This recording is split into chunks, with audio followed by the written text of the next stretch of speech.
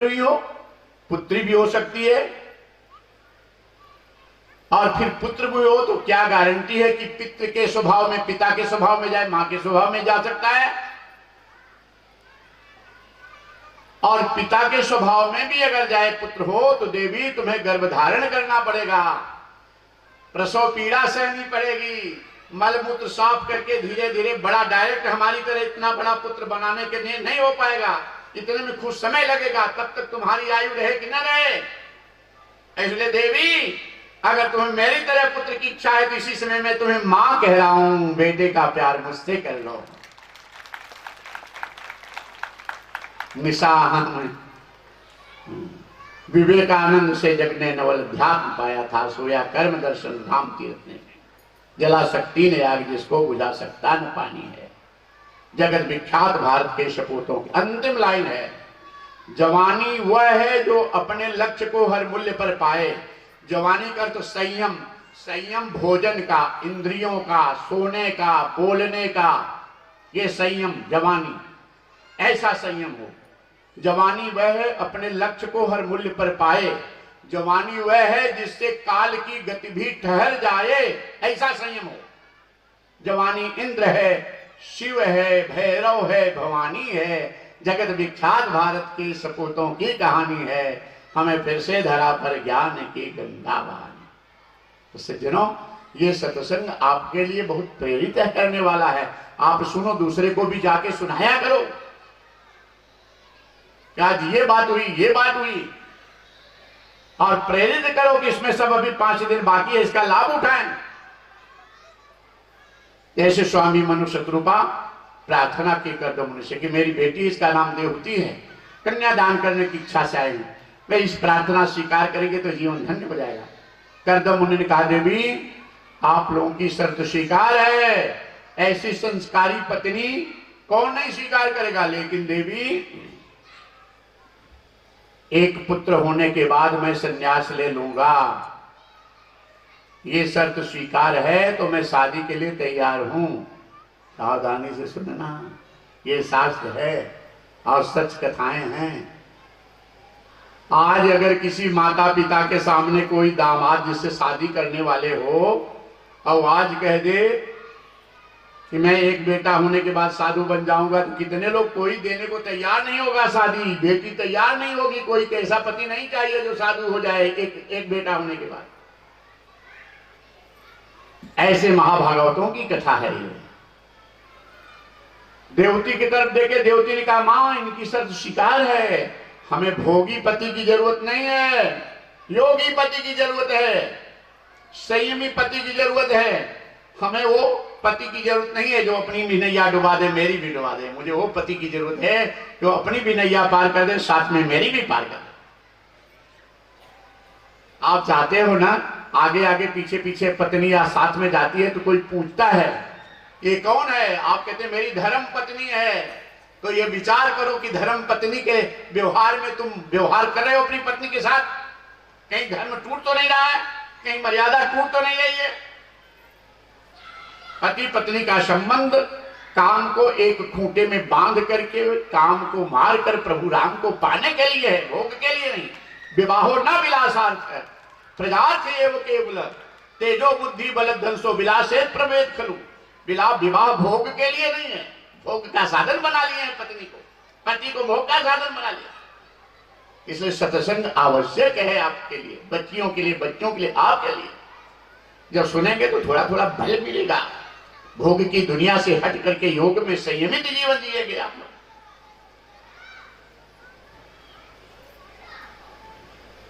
इसलिए राष्ट्रहित, राष्ट्रीयता अपनी, इसका गौरव हमेशा ध्यान में रखो जीवन जीते समय। बादशाह सिकंदर का गुरु सुकरात, जब भारत के ऊपर बादशाह सिकंदर आक्रमण करने चला, तब अपने गुरुजी से, सुकरात से पूछा कि गुरुदेव अगर भारत के ऊपर विजय पाऊं तो आपको क्या प्रिय है भारत की, मैं आपको ले आऊं। तो सुकरात गुरु ने कहा सुकरात, ए राजन, अगर तुम विजय पाना हमारे वास्ते लाना तो एक ज्ञानी गुरु लाना। भारत से क्या लाना? ज्ञानी गुरु लाना, ये भारत है। कहा सुकरात, हे राजन गर तुम विजय पाना, हमारे वास्ते लाना एक ज्ञानी गुरु लाना। वो गुरु कैसा हो? जिसका दिल हो दरियाई, हर हाल मस्ताना। पुनः गर हो सके राजन तो गंगा जल भी ले आना, जिसे पी पी के मुनियों ने है गहरे तत्व को जाना। पुनः गर हो सके राजन तो बंसी बांस की लाना, बजा के मैं भी देखूंगा कि कैसा स्वर है मस्ताना। पुनः अगर हो सके राजन तो गीता ग्रंथ भी लाना, नृपत तुम भूल मत जाना कहानी राम और सीता। रामचरितमानस को भूलना नहीं, जरूर लाना भारत से। वो तुम्हें सुलभ है, जो तरस रहे हैं जिसके लिए तुम्हें सुलभ है।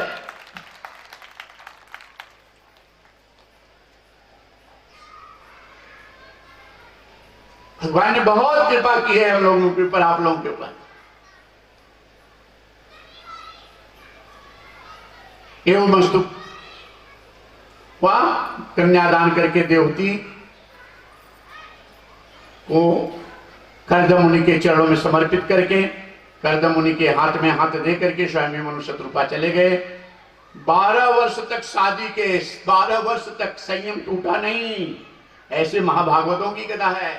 शादी के बाद एक ही कुटिया में एक ही साथ 12 साल सोए देवहूति कर्दम मुनि, लेकिन संयम नहीं टूटा, ब्रह्मचर्य नहीं टूटा।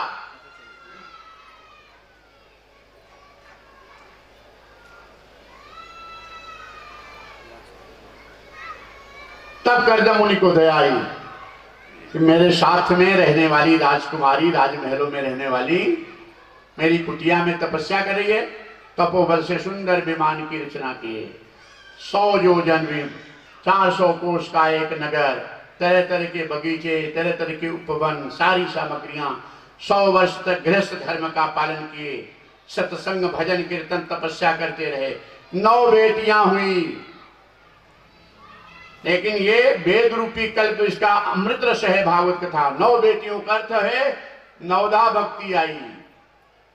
कर्दम का अर्थ होता है जितेंद्रिय जीव, कर्दम इंद्रियों का दमन करने वाला, और देवती दैवी संपदा से संपन्न, जीव को सतगुरु सत्संग के रस में सदा समर्थन करने वाली देवती बुद्धि। तब नवधा भक्ति होती जीवन में। और नवधा भक्ति होती तब उसके यहाँ जगत के पिता नारायण आते हैं, कपिल देव भगवान का अवतार होता है। बोल कपिल देव भगवान की, हाँ कपिल देव भगवान की, बोल कपिल देव भगवान की। 9 बेटियां 9 मुनियों को ब्याह दी गई।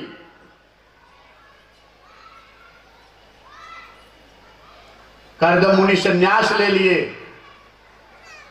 एक दिन नित्य क्रिया ध्यान साधन से बैठ करके प्रसन्न चित्त बैठे थे कपिल देव भगवान। कभी संत गुरु से कोई प्रश्न करता हो तो चलते चलते मत किया करो, समय लेकर के देखो कि गुरुदेव प्रसन्न हैं, बैठे हैं भजन भाव में, तब ये नियम है, तब वो तुम्हें अंदर का अमृत रस ढकेलेंगे।